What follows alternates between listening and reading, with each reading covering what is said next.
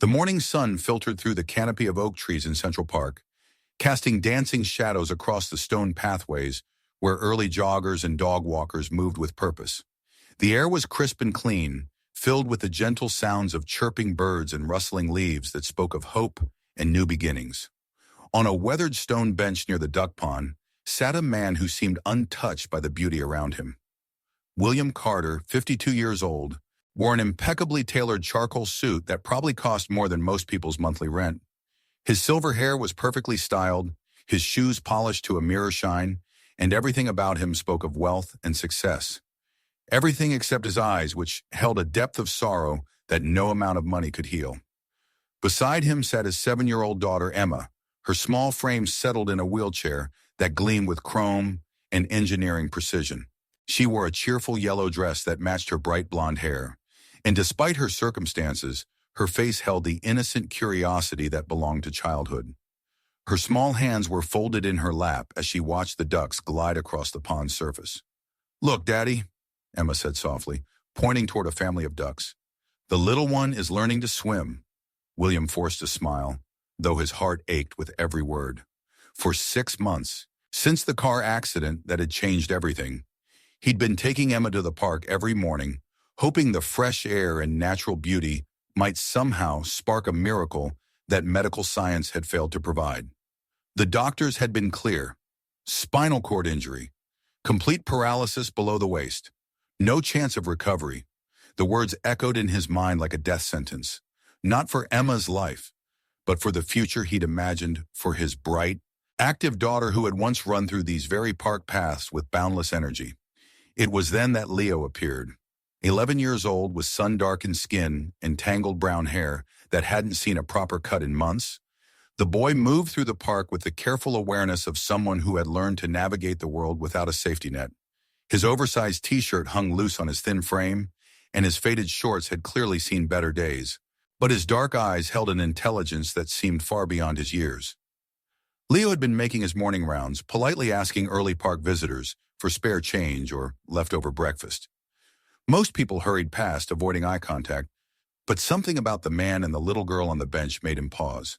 He approached slowly, respectfully, his small voice carrying a hint of shyness as he spoke. "Excuse me, sir. Could you spare some change for breakfast?" William looked up, his first instinct to dismiss the boy with a quick shake of his head. He'd encountered countless panhandlers over the years, and while he occasionally donated to charity, he typically avoided direct confrontation with the city's homeless population. But as he prepared to politely decline, Leo's gaze fell on Emma. The boy's expression changed instantly, his eyes studying her wheelchair with an intensity that seemed almost clinical. For a long moment, he stood perfectly still, as if calculating something complex in his young mind. Then, without warning, Leo looked directly at William with a confidence that seemed to come from nowhere and everywhere at once. "Sir," he said, his voice clear and unwavering, "I can make your daughter walk again."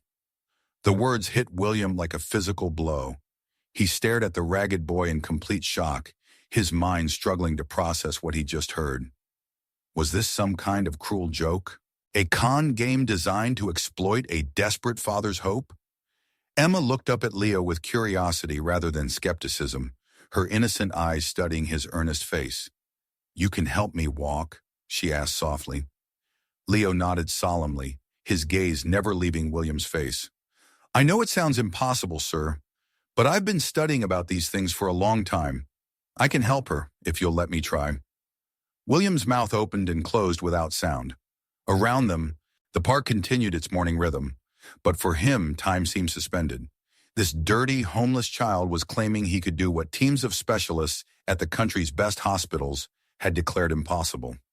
"That's—" William began, then stopped. Something in the boy's eyes, a mixture of determination and genuine compassion, made the dismissal die in his throat. Leo waited patiently, his small hands clasped behind his back, while William struggled with emotions he couldn't name. Hope warred with skepticism, desperation battled with logic. Finally, William found his voice, though it came out as barely more than a whisper. "How? Where are you watching this video right now? At home? In a park? or during your break? Let me know in the comments below. I love hearing from each and every one of you. Leo's story began 3 years earlier, when he was just 8 years old, and the world as he knew it crumbled in a single afternoon. His mother, Maria Santos, had been a physical therapist working at a rehabilitation center downtown. Single mother, hard-working, dedicated to helping patients regain their mobility after accidents and injuries. His father had never been in the picture, but Maria had been enough. More than enough. She filled their small apartment with laughter, medical textbooks, and dreams of Leo becoming a doctor someday. The fire that took her had started in the apartment building's faulty electrical system. Maria had made sure Leo escaped, pushing him out the window onto the fire escape, while she went back for their elderly neighbor, Mrs. Chen. Neither of them made it out. Leo had watched from the street as the flames consumed everything he'd ever known, including the woman who had taught him that healing people was the most important work anyone could do. With no family to claim him and overwhelmed social services, Leo had slipped through the cracks. He'd spent a few weeks in an overcrowded group home before running away, choosing the uncertainty of the streets over the institutional neglect he'd experienced there. But Leo wasn't a typical homeless child. While other kids his age were playing video games or watching cartoons, he spent his days in the public library, reading every medical and anatomy book he could find. The librarians, initially suspicious of a dirty street child, gradually came to recognize his genuine thirst for knowledge. His mother was a physical therapist. Mrs. Rodriguez, the head librarian, had confided to her colleague. He's trying to learn what she would have taught him. Leo absorbed information like a sponge. He studied muscle groups and nerve pathways, learned about neuroplasticity and motor function recovery. He read case studies of patients who had defied medical predictions, understanding that sometimes the human body could heal in ways that traditional medicine didn't fully comprehend. At night, when the library closed, Leo would find shelter wherever he could, under bridges, in doorways, sometimes in 24-hour laundromats when the weather was particularly harsh. But even in these desperate moments, he practiced what he learned, working through physical therapy exercises on his own body, testing theories about movement and rehabilitation. The first person Leo had helped was completely by accident. He'd been sleeping in Central Park when he encountered Mr. Patterson, an elderly man who had fallen and twisted his ankle while walking his dog. Unable to afford proper medical care, Mr. Patterson had been limping for weeks, the injury getting progressively worse. Leo had approached cautiously, offering the old man some water from a fountain. When he saw how Mr. Patterson was favoring his ankle, knowledge inherited from his mother's work kicked in. "You're walking wrong," Leo said simply. "That's making it worse." He showed Mr. Patterson a series of gentle movements, explaining in simple terms how to redistribute weight and gradually strengthen the injured ligament. Within days, the old man was walking normally again. Word spread quietly through the park's community of regulars. The homeless boy who knew about healing. The kid who could help when doctors were too expensive. Mrs. Kim, whose arthritis had been crippling her morning walks, found relief through exercises Leo designed specifically for her limited mobility. A teenage skateboarder who couldn't afford sports medicine for a persistent knee injury learned strengthening techniques that got him back on his board. Leo never asked for payment. He barely asked for food. He helped because it felt like the only way to honor his mother's memory, the only way to make sense of the knowledge that filled his young mind with no formal outlet. But the cold reality of street life was wearing him down. Malnutrition made him weak, and constant exposure to the elements left him frequently sick. He'd grown thinner over the past year, his clothes hanging loose on his small frame, his eyes occasionally betraying the exhaustion that came from never feeling truly safe. The morning he approached William Carter, and Emma had been particularly difficult. Leo hadn't eaten anything substantial in 2 days, and the previous night's rain had soaked through his inadequate shelter. He was desperate enough to approach the strangers for money, something he avoided when possible because it made him feel too much like the stereotype people expected. But when he saw Emma in her wheelchair, everything else faded away. The hunger, the cold, the fear, none of it mattered. Here was a child who needed help. And Leo had spent 3 years preparing for exactly this moment, even if he hadn't known it at the time.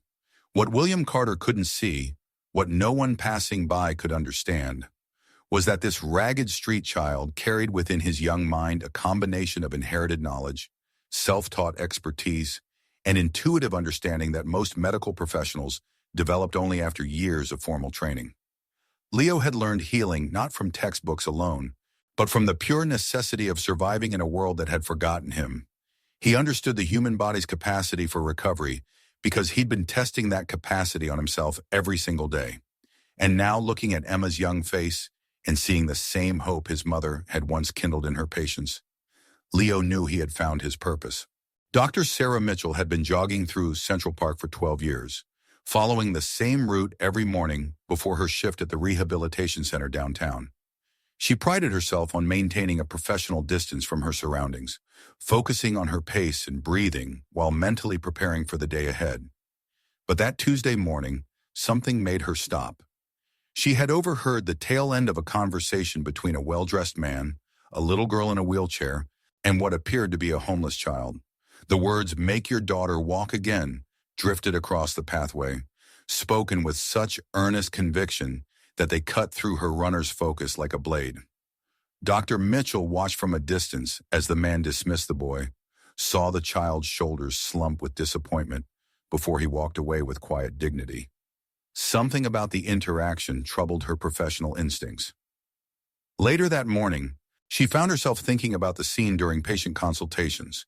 There had been something in the boy's posture, something in the way he looked at the wheelchair, that suggested more than childish boasting or desperate panhandling. That afternoon, Dr. Mitchell made an unusual decision. Instead of driving home after work, she returned to Central Park. She found Leo sitting by the duck pond, sharing a stale piece of bread with the waterfowl.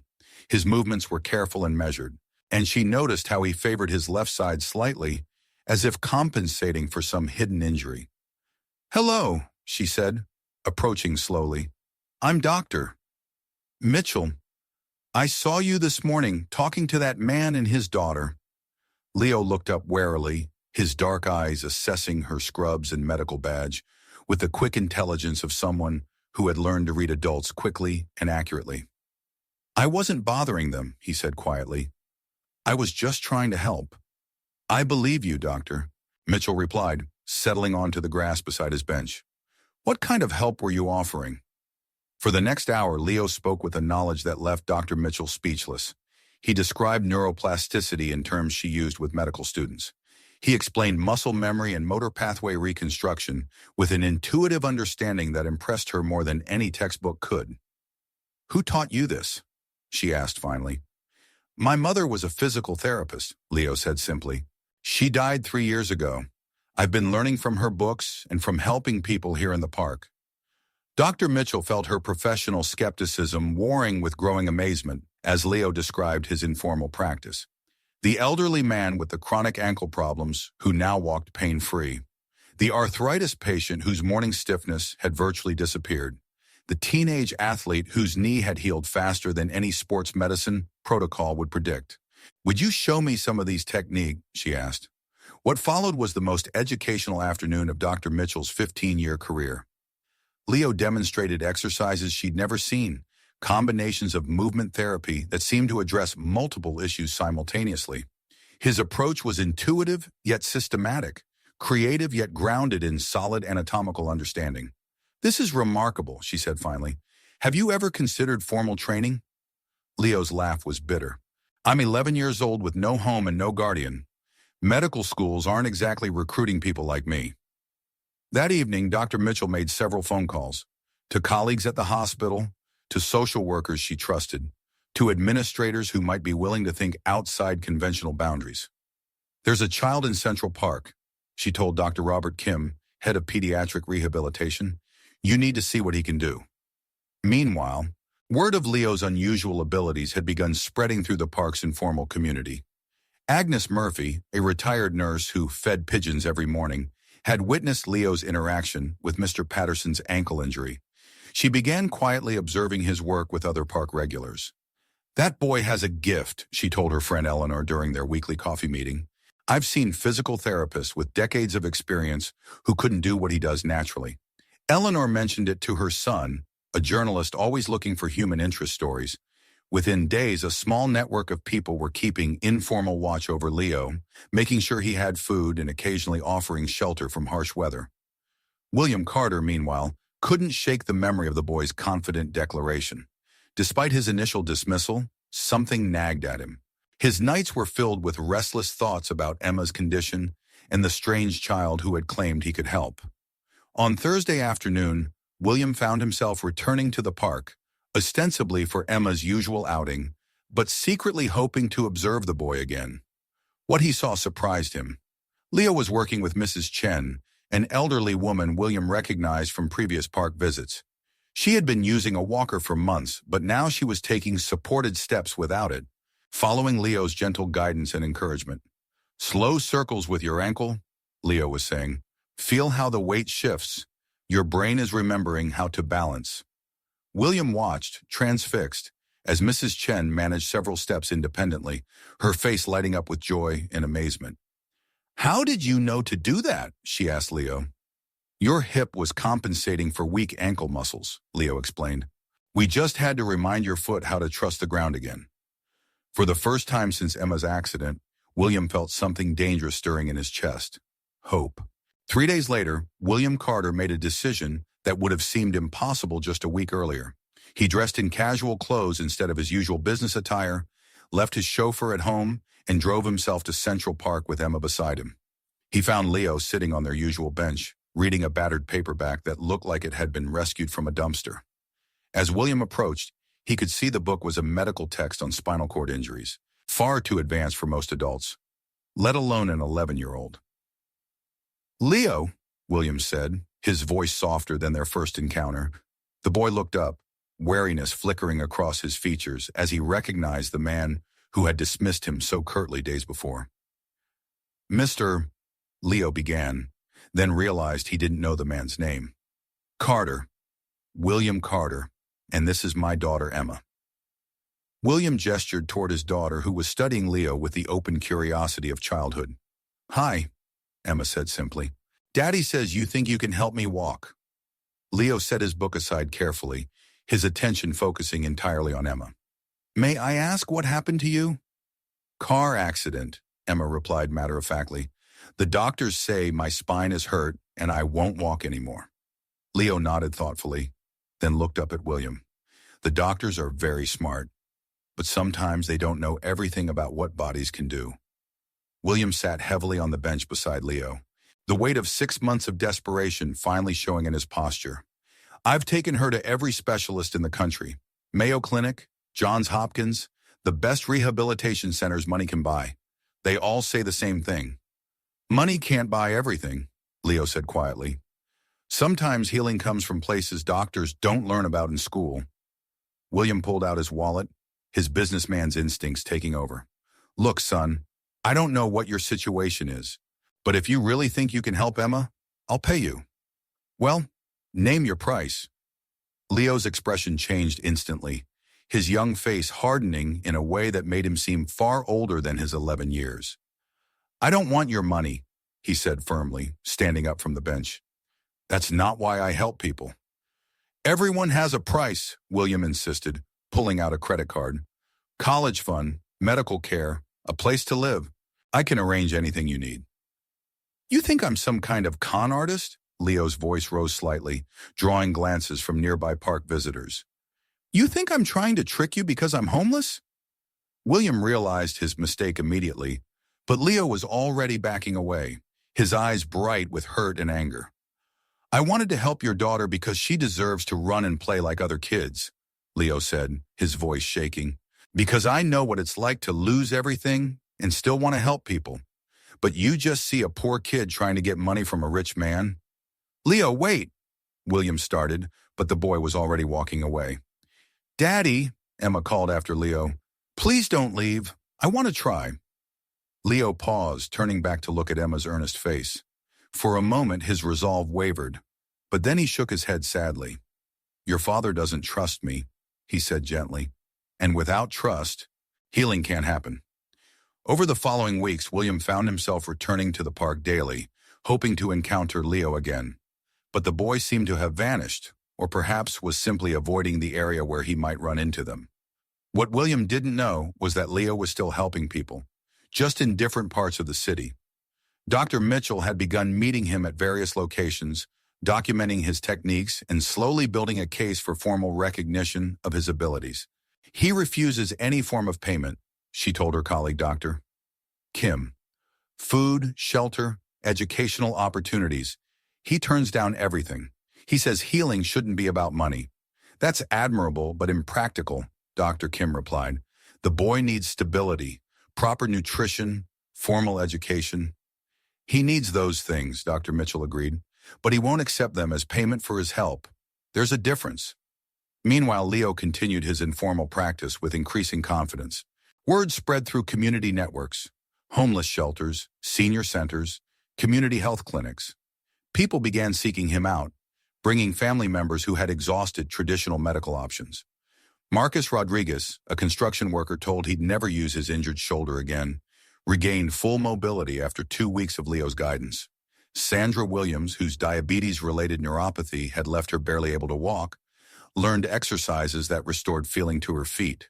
Each success reinforced Leo's conviction that healing was about more than medical degrees and expensive equipment. It was about understanding the human body's innate capacity for recovery and finding ways to awaken that potential. But late at night, when he curled up in whatever shelter he could find, Leo thought about Emma's bright eyes and her father's dismissive attitude. He wondered if his pride was preventing him from helping a child who genuinely needed his assistance. The question that haunted him wasn't whether he could help Emma walk again. He was confident that he could. The question was whether he could find a way to help her without compromising his principles or enabling her father's assumption that everything could be bought. Dr. Mitchell's patience finally paid off on a rainy Thursday afternoon when she encountered William Carter sitting alone on Leo's usual bench, staring at the empty pathway with the hollow expression of a man who had lost his last hope. "Mr. Carter," she said, approaching cautiously, "I'm Dr. Sarah Mitchell from Metropolitan Rehabilitation Center. I believe you know a young man named Leo." William looked up, his eyes red-rimmed from sleepless nights. "You know Leo?" "I've been working with him for several weeks," Dr. Mitchell replied, sitting beside him. "He's the most naturally gifted therapist I've encountered in 15 years of practice." "Then you know he won't help my daughter because I offered to pay him." Dr. Mitchell smiled sadly. "Mr. Carter, Leo has been homeless for 3 years. He's hungry, cold, and has every reason to accept your money. The fact that he refuses payment isn't about pride, it's about integrity." She pulled out a folder from her bag, filled with documentation of Leo's work. "I've been recording his techniques, following up with his patients. His success rate with cases that traditional medicine has written off is extraordinary." William studied the medical reports, his businessman's mind automatically analyzing the data. "These results are impossible." "That's what I thought too. But Leo understands something that medical school doesn't teach, that healing happens when you treat the whole person, not just the injury." Dr. Mitchell leaned forward. "Your daughter needs more than his techniques, Mr. Carter. She needs his belief that recovery is possible, and Leo needs to know that you see him as more than a transaction." That afternoon, William made a decision that went against every instinct his business training had instilled. Instead of trying to find Leo, he waited. Instead of offering money or guarantees, he simply returned to the park each day with Emma, hoping that their presence might communicate what his words had failed to express. On the 5th day, Leo appeared. He approached slowly, his thin frame even more gaunt than before, but his eyes held the same determined compassion that had struck William during their first encounter. "Emma," Leo said simply, ignoring William entirely, "would you like to try some exercises?" Emma's face lit up with hope. "Yes, please." "I need your father's permission," Leo continued, still not looking at William. "But I want to be clear. I'm not doing this for money or gratitude, or because your family is wealthy. I'm doing this because you deserve the chance to walk." William felt his throat tighten. "What do you need from me?" "Trust," Leo replied, finally meeting his eyes, "and patience. Real healing takes time." What followed was unlike anything William had witnessed in months of medical consultations. Leo began not with Emma's legs, but with her breathing, teaching her to connect with her body in ways that no doctor had ever suggested. "Your brain is like a telephone," Leo explained to Emma, his voice gentle and encouraging. "Right now, the line to your legs is busy. We need to clear the connection." He guided her through a series of mental exercises, teaching her to visualize nerve pathways and imagine sensation returning to her lower body. Then came physical movements that seemed impossibly subtle, tiny shifts in posture, gentle manipulation of muscle groups that appeared completely unrelated to her paralysis. "Why are we working on her arms?" William asked during the second week. "Because everything is connected," Leo replied, helping Emma perform a complex series of shoulder rotations. "Her body learned to compensate for the injury. We have to teach it to remember its original patterns." Dr. Mitchell observed several sessions, documenting techniques she'd never seen in any medical literature. Leo's approach combined elements of neuroplasticity therapy, myofascial release, and what appeared to be an intuitive understanding of the body's electrical systems. "He's essentially rewiring her neural pathways," she explained to William, "but he's doing it so gradually, so naturally, that her nervous system doesn't resist the changes." The breakthrough came during the fourth week. Emma was lying on a blanket in the park, following Leo's guidance through a visualization exercise, when her left toe moved. Just a twitch, barely noticeable, but William saw it. Emma felt it. "I felt something," she whispered, her voice filled with wonder. Leo's face remained calm, but William caught the flash of triumph in his young eyes. "That's your brain remembering," he said simply. "Let's help it remember more." Over the following weeks, the progress accelerated. First, movement in both feet, then feeling returning to her calves. Then, the day that changed everything. Emma managed to lift her left leg several inches off the ground. "This is impossible," William said, tears streaming down his face as he watched his daughter move muscles that had been dead for 8 months. "Nothing is impossible," Leo replied, his own eyes bright with emotion. "Bodies want to heal. Sometimes they just need someone to show them how." The crowd that had gathered to watch Emma's sessions grew daily. Dr. Mitchell brought colleagues. Other parents brought children with disabilities. Local news crews arrived, though Leo always disappeared when cameras appeared. On a sunny Friday morning, exactly 2 months after their first real session, Emma took her first supported steps. Leo held one hand, William held the other, and she walked 10 feet across the park pathway while dozens of onlookers cheered and wept. That evening, as Emma rested in her father's arms, William finally found the words he'd been searching for. "Leo," he said, his voice thick with emotion, "you didn't just help my daughter walk again. You taught me what it means to have faith in something beyond money and medicine." Leo smiled, the first truly carefree expression William had seen on the boy's face. "She did the hard work. I just reminded her body what it already knew how to do." William took a deep breath. "I want to start a foundation, a treatment center where children like Emma can get the kind of help you provide. But I don't want to buy your services. I want to support your calling." For the first time since their initial meeting, Leo didn't immediately refuse. "What would that look like?"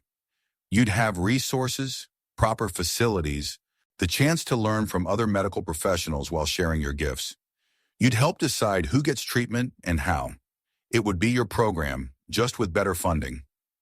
Leo looked at Emma, who was taking careful practice steps between 2 trees, her face radiant with joy and determination. "Could I help other kids like Emma?" "As many as you want," William promised, "for as long as you want." Leo nodded slowly, a smile spreading across his young face. "Then yes, let's help them all. How do you feel knowing the truth? Share your thoughts in the comments below. And don't forget to subscribe to Hidden Heroine so you never miss incredible stories like this one. 2 years later, the Carter Foundation Pediatric Recovery Center occupied a beautiful, sunlit building on the edge of Central Park. Its large windows offering views of the same pathways where Leo had once slept rough and Emma had first dreamed of walking again. The center buzzed with activity every day. Children with spinal injuries, cerebral palsy, muscular dystrophy, and countless other conditions worked with a team of therapists who had learned to blend traditional medicine with Leo's innovative approaches. The waiting list stretched for months, but no family was ever turned away due to inability to pay. Leo, now 13 and enrolled in advanced coursework through the center's educational program, moved through the facility with the quiet confidence of someone who had found his true purpose. He wore clean clothes that actually fit, his hair was neatly trimmed, and he'd gained healthy weight. But his eyes still held the same compassionate intensity that had first caught William's attention. "Good morning, doctor," Leo called Maria Santos, a 7-year-old patient whose parents had been told she'd never walk due to a rare genetic condition. She was taking careful steps along the parallel bars, her face bright with determination. "Just Leo," he corrected gently, as he did every day. "And good morning to you, Maria. How are those ankles feeling today?" The titled doctor, Leo had stuck despite his protests. Officially, he was a therapeutic consultant while pursuing accelerated medical studies through a special program William had arranged with the university.